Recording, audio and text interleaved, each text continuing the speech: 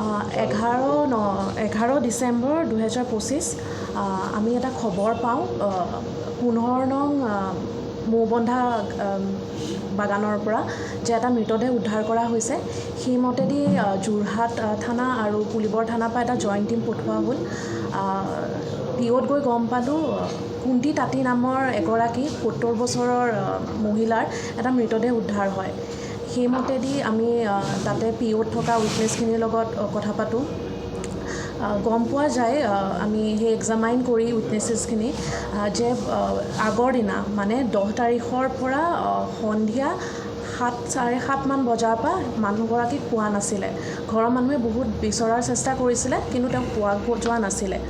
সেইমতেদি next দিনাখন তেওঁলোকে যেতিয়া এজন যোনে প্ৰথম মৃতদেহটো দেখে তেওঁ যেতিয়া বাগানৰ ফালে যায় তেতিয়া তেওঁ দেখে যে এটা বাগানৰ মাজতে এটা মৃতদেহ পৰি আছে আৰু লগতে কিছুমান বস্তু কাপোৰ টুপি চেণ্ডেল জাতীয় বস্তু তাৰ ওচৰে পাজৰে পৰি আছিলে।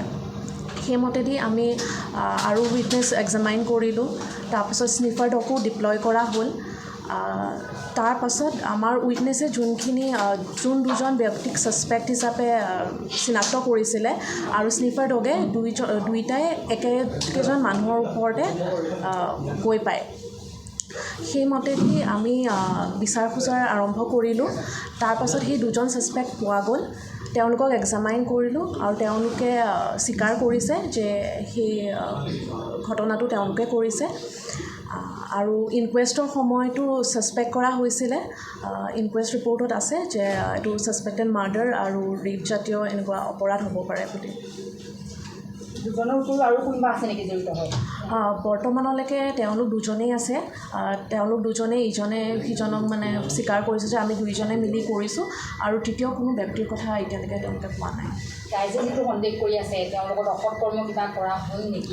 তেওঁলোকে কিবা মুখ খুলিছে নেকি? হয়, তেওঁলোকে কৈছে যে তেওঁলোকে ৰেপ কৰিছে বুলি কৈছে, স্বীকাৰ কৰিছে।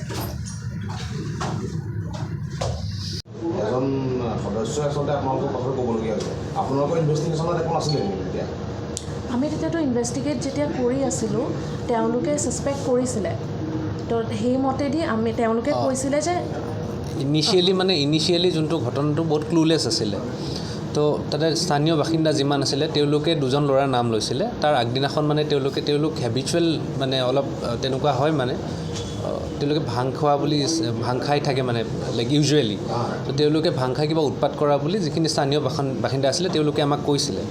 আৰু লগতে আমি যেতিয়া স্নিফাৰ ডিপ্লয় কৰিলোঁ স্নিফাৰেও মানে এই দুজন মানুহৰে ঘৰত পালে। চ' বস্তুখিনি আমাৰ মানে মেটচ হৈ গ'ল। মানে যোনখিনি মানে উইটনেছৰ ষ্টেটমেণ্ট প্লাছ আমাৰ স্নিফাৰৰ যোনখিনি লিডছ তো সেইখিনি একেই দুজন মানুহৰ ঘৰলৈকে ওলালে। তো সেইমতে আমি তেওঁলোকক ছাছপেক্ট হিচাপে পিক কৰোঁ আৰু ইণ্টাৰগেট কৰাৰ সময়ত তেওঁলোকে কৈ দিয়ে যে তেওঁলোকে ঘটনাটো কৰিছে, ইনচিডেণ্টটো তেওঁলোকেই কৰিছে। তেওঁলোকে তাৰ আগদিনাখন ক'ৰবাত তেওঁলোকে একচুৱেলি ডেইলি ৱেজ লেবাৰ হয়। তেওঁলোকে কাম চাম কৰি সুৰাপান কৰি আহি থকাৰ সময়ত ৰাতি এন্ধাৰতে মহিলাজনীক দেখি পেলাই উঠাই লৈ গৈছিলে। তেওঁলোকৰ যোনটো ভাষ্য হয়। গতিকে যিহেতু তেওঁলোকে ছাছপেক্ট কৰিছে তো লাইক আমি ভাবোঁ যে কেছটো এটা লজিকেল চিন আমি এতিয়া কৰিম। তেওঁলোক এতিয়া লাইক আজি ফৰৱাৰ্ড কৰা হৈছে, তেওঁলোকক ৰিমাণ্ডত লোৱা হ'ব, তাৰপাছত আমি কৰিম। যিকোনো খবৰ আৰু বিজ্ঞাপনৰ বাবে যোগাযোগ কৰক 7896121996।